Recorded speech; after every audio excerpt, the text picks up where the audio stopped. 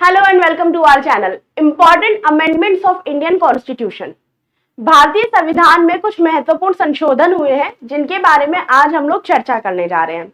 हम सभी जानते हैं कि 26 नवंबर 1949 को भारतीय संविधान बनकर तैयार हो गया था और 26 जनवरी 1950 को इसको लागू कर दिया गया।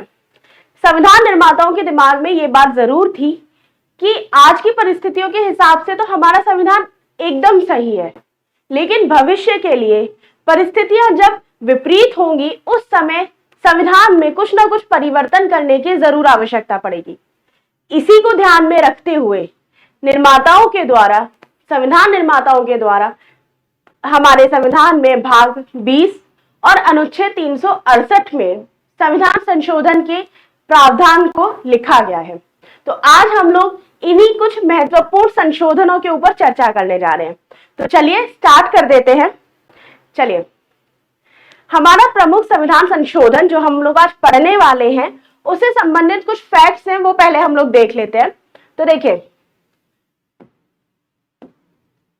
संविधान संशोधन को भाग 20 में शामिल किया गया है। इसके अलावा इसमें अनुच्छेद 368 के अंतर्गत संविधान संशोधन की प्रक्रिया को शामिल किया गया।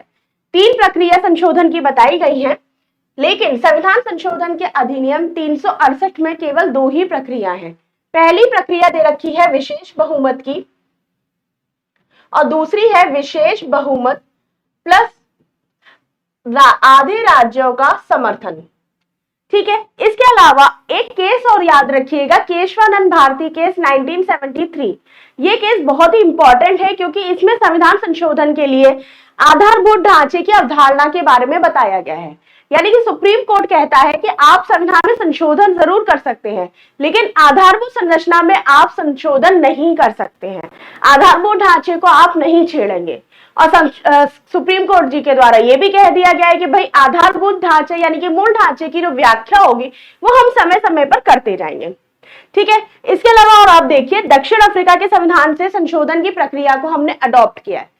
जैसा कि हम सभी जानते हैं, संविधान में बहुत सारे देशों की हमने अच्छी अच्छी चीजों को अपने संविधान में अडॉप्ट कर लिया है और सबसे ज्यादा अडॉप्टेशन हुआ है 1935 के एक्ट और नेहरू रिपोर्ट के द्वारा।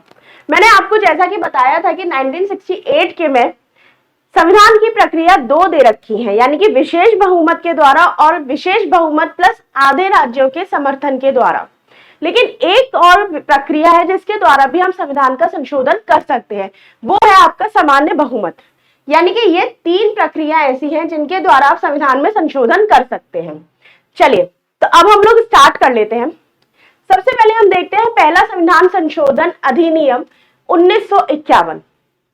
अब आप लोग कहेंगे 50 में तो संविधान बन ही गया था, 1 साल के अंदर ही इसकी जरूरत क्यों पड़ी? वो इसलिए पड़ी क्योंकि आप जानते हैं कि हमारे देश में जमींदारी व्यवस्था थी, जमींदारों के पास बहुत सारी जमीन थी, लेकिन देश के विकास के लिए हमें उन जमीनों की बहुत ज्यादा आवश्यकता थी। संपत्ति का अधिकार क्योंकि मूल अधिकार था, तो सरकार उसको ज्यादा छेड़ भी नहीं सकती थी।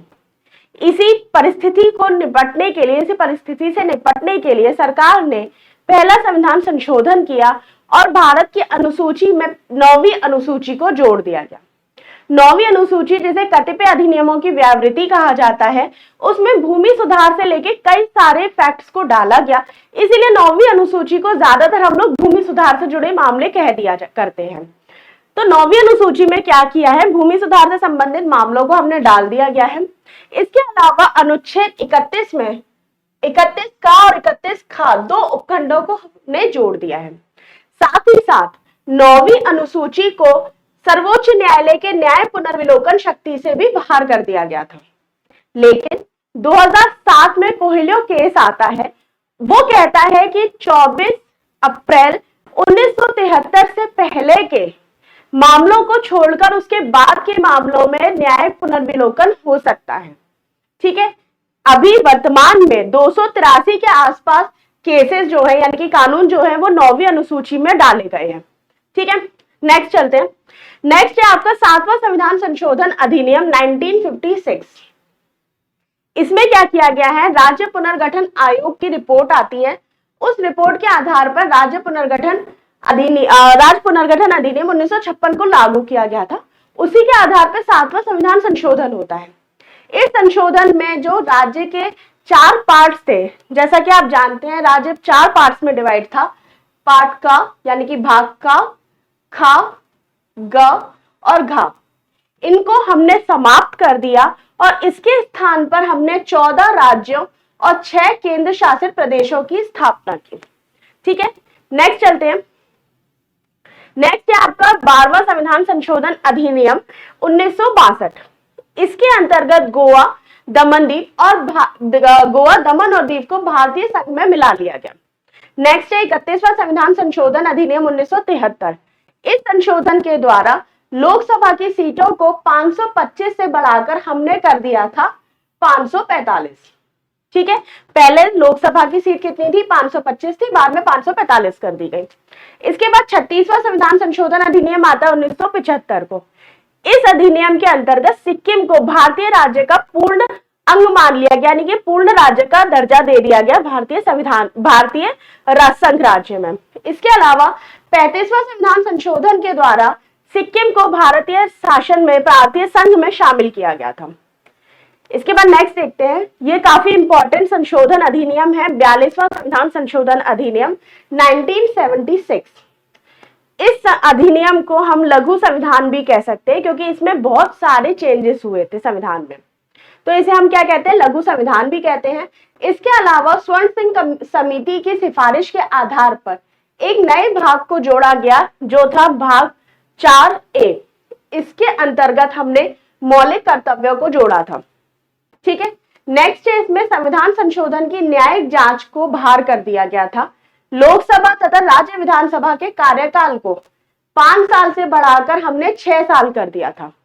ठीक है, इसके बाद हमने डीपीएसपी में भी कुछ प्रावधानों को जोड़ा था जो था अनुच्छेद 39, जिसमें सामान्य न्याय और निःशुल्क विधिक सहायता का प्रावधान किया गया। साथ ही साथ अनुच्छेद 43 के अंतर्गत उद्योगों के प्रबंधन में श्रमिकों की भागीदारी को परिषद करने का कदम उठाया गया। ठीक है, इसके अलावा अनुच्छेद 48 के अंतर्गत पर्यावरण की रक्षा और संवर्धन के लिए तथा वन्य जीव की रक्षा करने के लिए प्रशासनिक अधिकारों को डीपीएसपी में शामिल किया गया। इसके अलावा एक नए भाग 14 को भी जोड़ा गया। साथ ही साथ प्रस्तावना में 3 शब्दों को शामिल किया गया, समाजवाद, पंथ निरपेक्ष और अखंडता। ठीक है, नेक्स्ट चलते हैं। नेक्स्ट आपका अधिनियम है 44वां संविधान संशोधन अधिनियम 1978। एक चीज आप याद रखिएगा, थोड़ी सी भूमिका बना लीजिए। 42वां संविधान संशोधन इंदिरा गांधी जी के टाइम पे आया था। उस समय इमरजेंसी का दौर था, बहुत सारी चीजों को संशोधन किया गया था, बहुत सारी विपक्ष के नेताओं को बंद कर दिया गया था। एक तरीके से कानून व्यवस्था पूरी तरीके से अस्त व्यस्त हो गई थी। जब 44वां संविधान संशोधन आता है तो उस समय मोरारजी देसाई की सरकार बनती है, उन्होंने ही इस संशोधन को किया था। इसमें क्या किया था इन्होंने?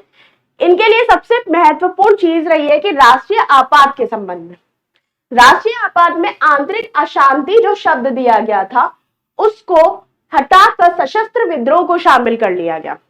यानी कि राष्ट्रीय आपातकाल के संबंध में जो आपके वर्डिंग दे रखी है कि आप इस आधार पर राष्ट्रीय आपातकाल घोषित कर सकते हैं, उसमें आंतरिक अशांति शब्द शामिल था जिसको हटाकर सशस्त्र विद्रोह को शामिल कर दिया गया। ठीक है, नेक्स्ट अनुच्छेद 20 और 21 के द्वारा, ठीक है, प्रदत्त मूल अधिकारों को राष्ट्रीय आपात में निलंबित नहीं किया जाएगा। ये भी प्रावधान 44वां संविधान संशोधन अधिनियम में किया गया था। साथ ही साथ ये भी कहा गया कि राष्ट्रपति द्वारा कैबिनेट की लिखित सिफारिश पर ही राष्ट्रीय आपात लगाया जा सकता है। ओके, नेक्स्ट देखते हैं।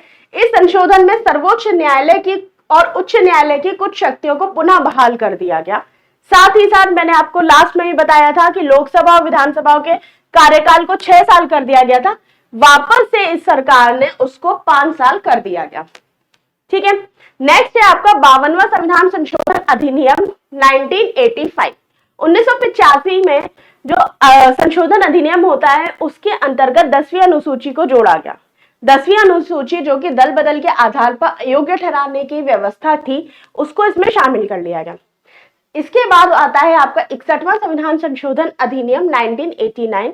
इसमें लोकसभा और राज्यसभा के विधानसभा के चुनावों में मतदान की आयु को 21 से कम करके 18 साल कर दी गई। यानी कि आप लोग जो 18 साल से वोट देने जाते हैं, ये व्यवस्था पहले 21 साल तक के बच्चों के लिए थी, लेकिन उसको कम करके 18 साल कर दी गई 1989 के संशोधन अधिनियम 61वां संशोधन अधिनियम के आधार पर। इसके बाद आता है 69वां संविधान संशोधन अधिनियम 1991। इसमें केंद्र शासित प्रदेश दिल्ली को विशेष राज्य का दर्जा दिया गया और उसे राष्ट्रीय राजधानी क्षेत्र दिल्ली बना दिया गया। इसके अलावा 70 सदस्यीय विधानसभा की स्थापना भी इस अधिनियम के द्वारा यानी कि इस संशोधन के द्वारा की गई। इसके बाद अगला है 71वां संविधान संशोधन अधिनियम, जिसमें 8वीं अनुसूची में 3 भाषाओं को जोड़ा गया, कोंकणी, मणिपुरी और नेपाली भाषा को। नेक्स्ट है आपका 73वां संविधान संशोधन 1992। बहुत इंपॉर्टेंट संशोधन है। इसके आधार पर पंचायती राज व्यवस्था को संवैधानिक दर्जा दिया गया और भाग 9 को शामिल कर लिया गया। ठीक है, साथ ही साथ 11वीं अनुसूची जोड़ी गई, जिसमें 29 विषयों को शामिल किया गया। इसके अलावा सबसे जरूरी चीज, महिलाओं के लिए कम से कम 1/3 सीटों का आरक्षण का प्रावधान भी इसके अंतर्गत किया गया था। ओके, नेक्स्ट चलते हैं। अगला है 74वां संविधान संशोधन अधिनियम 1992। इस संशोधन अधिनियम के द्वारा 12वीं अनुसूची जोड़ी गई और नगर निगम, नगर पालिका, नगर निगम और नगर परिषद से संबंधित प्रावधानों को इसमें शामिल किया गया। इसके साथ ही स्थानीय निकायों को संवैधानिक दर्जा दिया गया और भाग 9 का को शामिल किया गया। यानी कि 9 में पंचायत है, 9 का में आपका है नगर पालिका। ठीक है, 12वीं अनुसूची को जोड़ा गया और उसके अंतर्गत 18 विषयों को शामिल किया गया। अगला संशोधन अधिनियम देखते हैं। अगला है 84वां संविधान संशोधन अधिनियम 2001। इसके अंतर्गत क्या किया गया था? इसके अंतर्गत लोकसभा और विधानसभा की सीटों का पुनर्निर्धारण किया गया और पुनर्निर्धारण के साल को निश्चित करके 25 साल के लिए उसको सीमित कर दिया गया, यानी कि यथावत कर दिया गया। यानी कि लोकसभा और राज्य विधानसभा की सीटों की अगली संख्या 2026 तक वही रहेगी, ये बात इसमें बता दी गई। साथ ही साथ राज्य निर्वाचन क्षेत्र का पुनर्निर्धारण 1991 की जनगणना के आधार पर किया गया, ये बात भी इस संशोधन अधिनियम में जता दी गई थी। एक चीज और आप याद रखिएगा, इसका निर्धारण 1971 की जनगणना के आधार पर किया जाएगा। ओके, अगला संशोधन अधिनियम है 86वां संशोधन अधिनियम 2002। अनुच्छेद 21A यानी कि 21 क के तहत प्रारंभिक शिक्षा को मौलिक अधिकार बना दिया गया। इसके साथ ही डीपीएसपी में अनुच्छेद 45 को शामिल किया गया और मौलिक कर्तव्य में एक और कर्तव्य बढ़ाकर 11 कर्तव्यों के द्वारा माता पिता या संरक्षक के लिए 6 से 14 साल के बच्चों को प्रारंभिक शिक्षा देना उनका मौलिक कर्तव्य बनाया गया। ठीक है, अगला चलते हैं। अगला है 89वां संविधान संशोधन अधिनियम 2003। इसके अंतर्गत अनुसूचित जाति और अनुसूचित जनजातियों के लिए राष्ट्रीय आयोग को अलग अलग कर दिया गया। पहले ये एक था, लेकिन उसके बाद इसको अलग अलग करके डिवाइड कर दिया और साथ ही साथ अनुच्छेद 338 में अनुसूचित जाति को स्थापित किया गया और अनुच्छेद 338 का में अनुसूचित जनजाति आयोग की स्थापना की गई। अगला संशोधन देख लेते हैं 91वां संविधान संशोधन अधिनियम 2003। इसके अंतर्गत ये प्रावधान किया गया कि केंद्र तथा राज्य मंत्रिमंडल में मंत्री परिषद में प्रधानमंत्री सहित, याद रखिएगा, प्रधानमंत्री सहित मंत्रियों की कुल संख्या लोकसभा या विधानसभा की कुल क्षमता या सदस्य संख्या का 15% से ज्यादा नहीं होगी और किसी राज्य के मुख्यमंत्री सहित मंत्रियों की न्यूनतम संख्या 12 से ज्यादा नहीं होगी, यानी कि 12 से कम नहीं होगी। अधिकतम संख्या को 15 कर दिया गया और कम से कम संख्या को 12 कर दिया गया विधानसभा के लिए।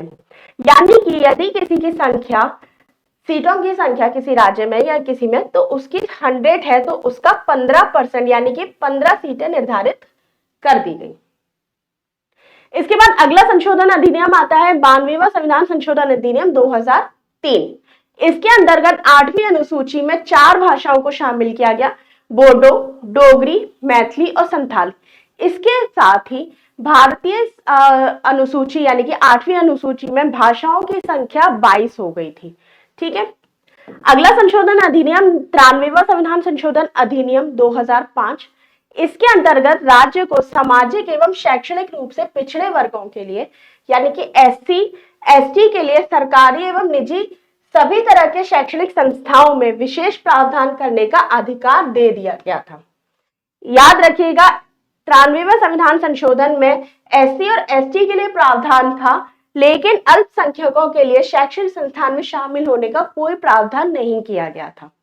ठीक है, अगला देखते हैं 96वां संविधान संशोधन 2011। इस संशोधन अधिनियम के आधार पर उड़िया शब्द यानी कि उड़िया शब्द की जगह ओडिया शब्द को प्रतिस्थापित कर दिया गया और 8वीं अनुसूची में उड़िया भाषा को ओडिया भाषा के तौर पर मान्यता दे दी गई।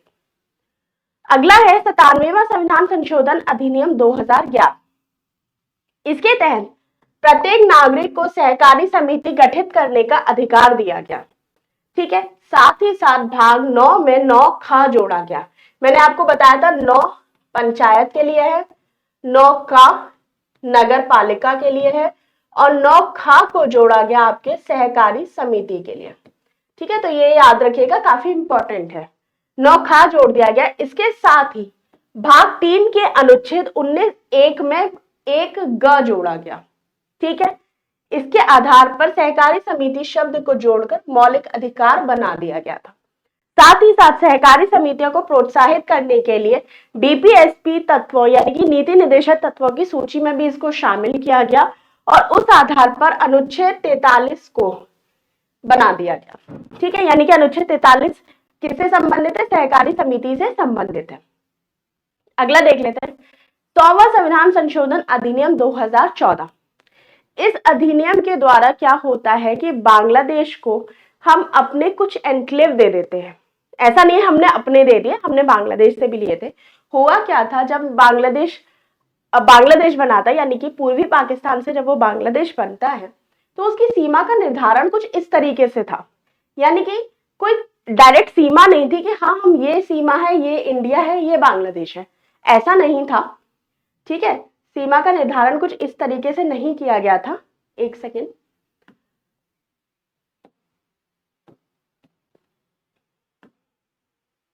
ठीक है, इस तरीके से था। तो कुछ लोग जो बांग्लादेश के थे वो इंडिया में रहते थे, ठीक है, और कुछ इंडियंस थे जो बांग्लादेश में रहते थे। इसी वजह से बहुत टाइम से ये प्रॉब्लम चली आ रही थी, जिसका जो परिणाम था वो ये होता था कि जब बांग्लादेश इंडिया में जाते थे तो इनको अरेस्ट कर लिया जाता था और इंडियन जब बांग्लादेश में जाते थे तो इनको अरेस्ट कर लिया जाता था। इस समस्या का निवारण करने के लिए 2014 में 100वां संविधान संशोधन अधिनियम होता है। उसके आधार पर हमने कुछ एनक्लेव जिसमें ज्यादातर जो बांग्लादेश के लोग जिसमें ज्यादा रहते थे वो बांग्लादेश को दे दिया गया और जो इसमें भारत के लोग ज्यादा रहते थे उसको भारत को दे दिया गया। तो इस तरीके से एक सीमा का निर्धारण कर लिया गया ताकि ये जो विवाद चलता आ रहा है इधर से उधर का वो खत्म हो जाए। तो यही था आपके 100वें संविधान संशोधन अधिनियम में। इसके अलावा असम, पश्चिम बंगाल, मेघालय और त्रिपुरा राज्य क्षेत्रों से संबंधित प्रावधानों में भी संशोधन किया गया था। ठीक है, अगला है आपका 101वां संविधान संशोधन अधिनियम 2016। ये बहुत इंपॉर्टेंट है क्योंकि बहुत ज्यादा बार पूछा भी जा चुका है और आगे भी पूछा जाता रहेगा। क्या है, क्योंकि ये जीएसटी इसमें लागू कर दिया गया था। 101वां संविधान संशोधन के द्वारा जीएसटी को लागू किया गया था और याद रखिएगा 1 जुलाई 2017 से जीएसटी को पूरे देश में लागू कर दिया गया था। ठीक है, अब इसमें होता क्या है कि संवैधानिक संशोधन में जीएसटी को लागू करने के लिए केंद्रीय वित्त मंत्री और सभी राज्यों के प्रतिनिधियों से मिलाकर एक जीएसटी परिषद को बनाया जाता है। अनुच्छेद 279 अ के अंतर्गत राष्ट्रपति को जीएसटी परिषद बनाने का अधिकार है, यानी कि राष्ट्रपति जीएसटी परिषद का गठन करेगा। याद रखिएगा, ये क्वेश्चन आपसे कभी भी पूछा जा सकता है। इसके अलावा क्या दे रखा है कि अनुच्छेद 269 ए में एकीकृत माल और सेवा कर यानी कि आईजीएसटी में राजस्व निर्धारित करता है, ये इसमें दिया गया है। साथ ही साथ 246 में विधायी शक्तियों का निर्धारण है जिसमें कराधान भी शामिल है। याद रखिएगा, ये जो संविधान संशोधन विधेयक था आपका अधिनियम था 101, लेकिन ये 122वां संविधान संशोधन विधेयक था। याद रखिएगा, भारत में जो बिल होते हैं वही आगे चलकर एक्ट बनते हैं जब उसको राष्ट्रपति की मंजूरी मिल जाती है। तो ये 122वां विधेयक था यानी कि बिल था और 101वां एक्ट था। ठीक है, नेक्स्ट चलते हैं। 102वां संविधान संशोधन अधिनियम 2018। यह संशोधन अधिनियम राष्ट्रीय पिछड़ा वर्ग आयोग को संवैधानिक दर्जा देने से संबंधित है। किसके तहत? राष्ट्रीय पिछड़ा वर्ग आयोग अधिनियम 1993 के तहत इसको एक स्थापित एक निकाय था जिसको संवैधानिक दर्जा दिया गया 102वां संविधान संशोधन अधिनियम 2018 के द्वारा।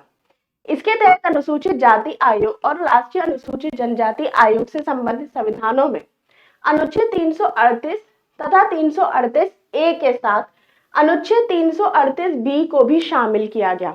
आप जानते हैं 338 में एससी और 338 ए में एसटी आयोग है, उसके साथ ही साथ 338 बी में ओबीसी आयोग को भी शामिल कर लिया गया। ये 123वां संविधान संशोधन विधेयक था, याद रखिएगा। अगला चलते हैं 103वां संविधान संशोधन अधिनियम 2019। इसके अंतर्गत आर्थिक रूप से पिछड़े कमजोर वर्गों को आरक्षण देने की व्यवस्था की गई। इसका एकमात्र उद्देश्य था कि जिन लोगों को 15(5) और 15(4) के अंतर्गत आरक्षण नहीं मिलता है उनको इस संशोधन के तहत आरक्षण दिया जाएगा। साथ ही साथ आरक्षण जो होगा वो 10% होगा। ठीक है, इसके तहत अनुच्छेद 16 के अंतर्गत 16(6) को जोड़ा गया और सार्वजनिक रोजगार में आर्थिक रूप से कमजोर वर्गों के लिए 10% आरक्षण की व्यवस्था की गई। ठीक है, संशोधन का जो ये विधेयक था वो 124वां विधेयक था, याद रखिएगा। नेक्स्ट चलते हैं 104वां संविधान संशोधन अधिनियम 2019। ये विधेयक अनुसूचित जाति के लिए सीटों के आरक्षण से संबंधित प्रावधानों में संशोधन करता है। ठीक है, होता क्या है कि 10 सालों के लिए हम लोग एससी और एसटी की सीटों को बढ़ा देते हैं, वही था ये। तो अनुसूचित जाति अनुसूचित जनजाति के लिए आरक्षण को 10 सालों के लिए यानी कि 25 जनवरी 2030 के लिए बढ़ा दिया गया। ये डेट याद रखिएगा, बहुत जरूरी है क्योंकि वनडे एग्जाम में अक्सर ये डेट पूछी जा सकती है। ठीक है, इस संशोधन के द्वारा लोकसभा और विधानसभा में एंग्लो इंडियन समुदाय के लिए आरक्षित सीटों को भी समाप्त कर दिया गया था। यानी कि हुआ क्या था, जब संविधान लागू हुआ था उस टाइम पे हमने एससी एसटी और एंग्लो इंडियंस जिनका जो प्रतिनिधित्व था वो संसद में कम था उनके लिए हमने आरक्षण रखा था। लेकिन 2019 में ये पाया गया क्योंकि ये जो आरक्षण था लगभग 70 सालों की अवधि तक था जो कि 25 जनवरी 2020 को समाप्त हो गई और उस टाइम पे प्रतिनिधित्व भी इसका अच्छा खासा संसद में था तो इसको समाप्त कर दिया गया और ये विधेयक बनता है आपका 126वां विधेयक। अगला देख लेते हैं 105वां संशोधन अधिनियम 2021। इसके अंतर्गत सामाजिक और शैक्षिक रूप से पिछड़े वर्गों को अपनी सूची तैयार करने के लिए राज्यों की अनुमति के लिए संविधान में संशोधन करता है। यानी कि राज्य अब अपने हिसाब से पिछड़े वर्गों को अपनी लिस्ट में शामिल कर सकते हैं। ठीक है, ये जो अधिकार था वो राज्यों को दे दिया गया। यानी कि संशोधन राज्य और केंद्र शासित प्रदेशों को सामाजिक और शैक्षिक रूप से पिछड़े वर्गों की सूची तैयार करने के लिए राज्यों को सक्षम बनाता है। ये 127वां संविधान संशोधन विधेयक था। नेक्स्ट चलते हैं 106वां संविधान संशोधन अधिनियम 2023। ये बहुत ही इंपॉर्टेंट एक्ट है क्योंकि अभी एक तो लेटेस्ट है, लास्ट यही था। इसके अलावा महिलाओं को 33% आरक्षण लोकसभा और राज्य विधानसभा सीटों में इस अधिनियम के तहत ही दिया गया है। ठीक है, इसके प्रावधान के अनुसार उस तारीख से यानी कि ये जो अधिनियम है ये उस तारीख से लागू होगा जो केंद्र सरकार आधिकारिक राजपत्र में अधिसूचना द्वारा निर्धारित करेगी। यानी कि जिस तारीख को केंद्र सरकार अधिसूचना जारी कर देती है उसी तारीख से ये जो अधिनियम है ये लागू हो जाएगा। इसके अलावा सबसे इंपॉर्टेंट चीज है नारी शक्ति वंदन अधिनियम। इस अधिनियम का नाम है नारी शक्ति वंदन अधिनियम। इसको याद रखिएगा, इससे संबंधित बहुत सारे क्वेश्चन आपके आएंगे एग्जाम में। तो ये हमारे आज के कुछ महत्वपूर्ण संविधान संशोधन अधिनियम थे जो कि अक्सर एग्जाम में पूछे जाते हैं। किसी भी एग्जाम में आप उठा के देख लीजिए, कभी मैचिंग के लिए आ जाएगा, कभी स्टेटमेंट के तौर पे आ जाएगा। तो ये इंपॉर्टेंट है, इनको आप देखिएगा, 1-2 बार देखेंगे आपको ये अच्छे से याद हो जाएगा। चलिए फिर थैंक यू, बताइएगा ये वीडियो आपको कैसा लगा। धन्यवाद।